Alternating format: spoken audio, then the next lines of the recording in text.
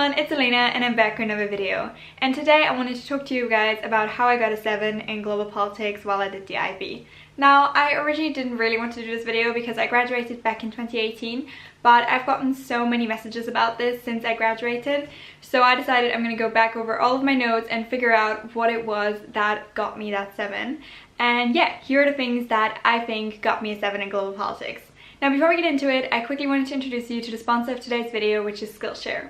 Skillshare is an online learning community with over 25,000 courses, and you can learn pretty much anything there.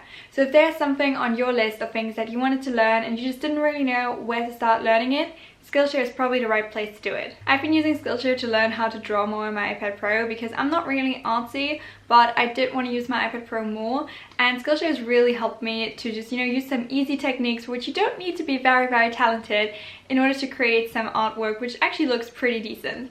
So yeah, I really love Skillshare because there's just so much on there that you can learn, and I think it's a really great platform to explore and learn new things. And premium membership gives you access to all of their courses, and it's super affordable because it's less than $10 a month, and you can actually try out free premium membership for 2 months by using the link in the info box below so you can see whether Skillshare is the right thing for you. So yeah, I hope you guys will enjoy your free premium membership with Skillshare, and now let's get into the video. My first tip is to organize all of your notes by units, because that will help you so much when you look at your exam, because especially in paper 2 they tell you which units the questions belong to, but even in paper 1 they have a heading and it tells you which unit it belongs to, and it's just really useful to know exactly which concepts link to which unit, which case studies you have for which unit, and if you just study all of that as like one chunk per unit, it helps you when you then look at the questions because you have all of these things mapped in your mind as belonging together, so it's easier to draw on them while you're in the exam. Next thing is, don't treat the key concepts as just words that you need to drop. No, flesh them out. Really work on defining these key concepts. You cannot just go about them like, oh, okay, this is a word, I learned the general definition and that's it. No, these key concepts are a lot more important, and you really need to work on figuring out what different meanings there are, figure out nuances to them, and then figure out how you can use them, especially in paper 2. An example here is sovereignty. There's a lot of debate surrounding sovereignty in the field of international relations. Is sovereignty still absolute? Does sovereignty even still exist in the 21st century, given that we have the UN and organizations like the European Union? Are states truly sovereign, or is this a new kind of sovereignty? Things like that. Know who the key thinkers are for these concepts, know what different definitions are out there about these concepts, and then know how to use them. Because if you have a paper 2 question that has a key concept in it or relates to a key concept, then your thesis and arguments for that paper 2 will depend on your definition. And if you know a few definitions for this concept, you can actually make different arguments based on different definitions. So an example here would be, well, the statement is right if you take definition of scholar A, but it is debatable under the definition of scholar B. And then you can make arguments for which definition is more convincing, and thereby deciding whether the statement that the question is referring to is right or wrong. So you can actually turn the question a bit more into a question about definitions. That's a very safe ground to write on if you don't know a lot about the statement, but you do have a very good background in these concepts. And it also shows your examiner that you have done a lot more than just look at these concepts once, write down the Wikipedia definition, and then you moved on. Next, let's talk about case studies. Unfortunately for case studies, breadth is still a lot more important than depth, and it is really easy to summarize what you should do for case studies. Write them down in one sentence on your notes, and that's it. Unfortunately, they don't want you to have a lot of detail. It's just shown in, how much time you have for the exam. You can go really into depth with your case studies if you want to while you're in the course, but in my experience, it doesn't really help you because you don't have that much time in the exam. They want to see different case studies, so they don't want to see, aspects of one case study. Those essays just don't do as well as you can see, like in terms of like what the reports say. So instead, go for a lot of case studies, know them, but you don't need to know too much detail. So if you can summarize them in 1 to 2 sentences, that's usually sufficient. Just think about how much time you have for writing out an argument and how much writing space you can then allocate to one case study, and it's probably only a few lines, so 1 to 2 sentences should be sufficient. So I would recommend getting more case studies, but knowing them only in outline rather than knowing one case study in a lot of detail, because in my experience, you just don't have the time to write it down. I did one in-depth case study on the war in Syria, and I knew all of these very detailed numbers, but it took me 5 lines to even just explain what these numbers meant. And that was wasted time in an exam.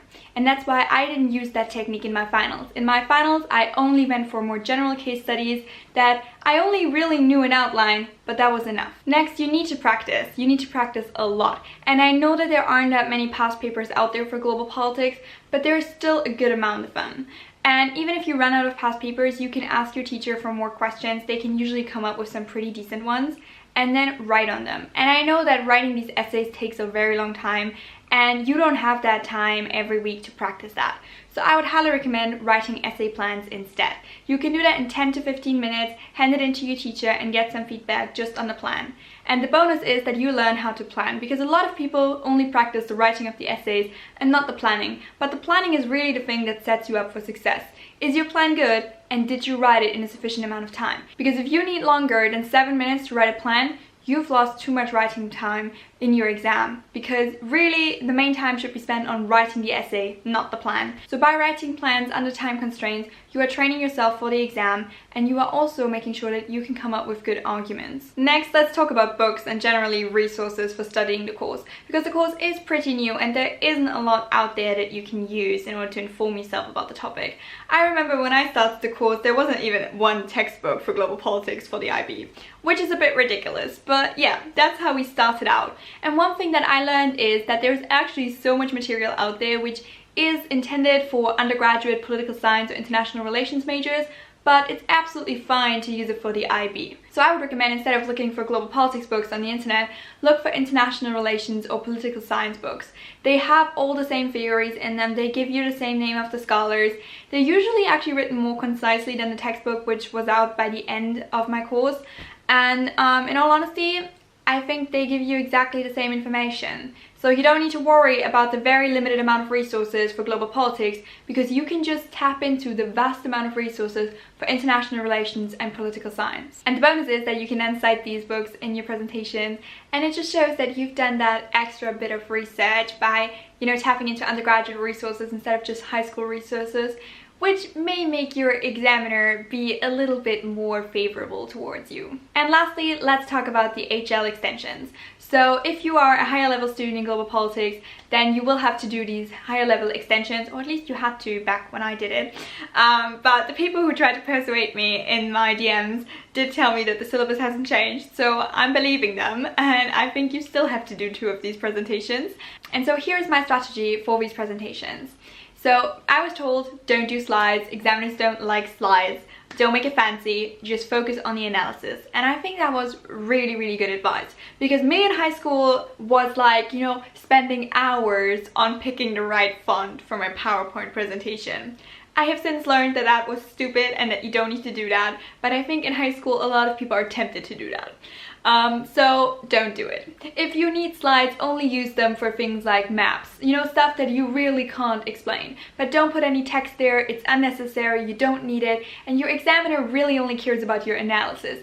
Focus on the content rather than how fancy it looks. They don't care about that. They really only care about the analysis. And next, pick a topic that you can discuss in the time frame that is given to you. Remember, you don't need to only explain the situation. You need to explain the situation, link it to key concepts, make sure it's clear how it sits in the context of global politics, and give a solid analysis. So you have to pick something very specific that you can explain in a very, very short amount of time. And I'm going to explain to you guys how I picked the 2 topics that I used for my HL extensions, which both scored in the upper mark bands. And so by using these 2 examples, I'm going to show you guys what my strategy is for picking a good topic for these presentations. So my first question was, how effective has the ICC been in protecting human security in Darfur since 2009?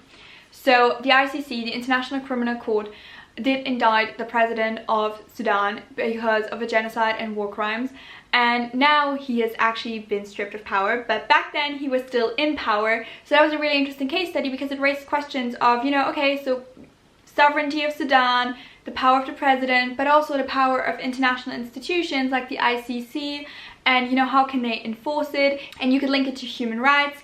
So there's a lot that you could unpack there.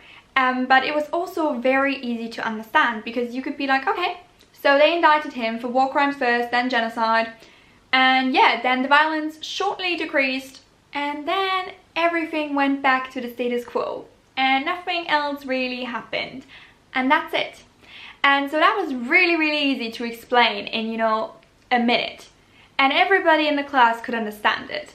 And that's how you know you've picked a really good case study.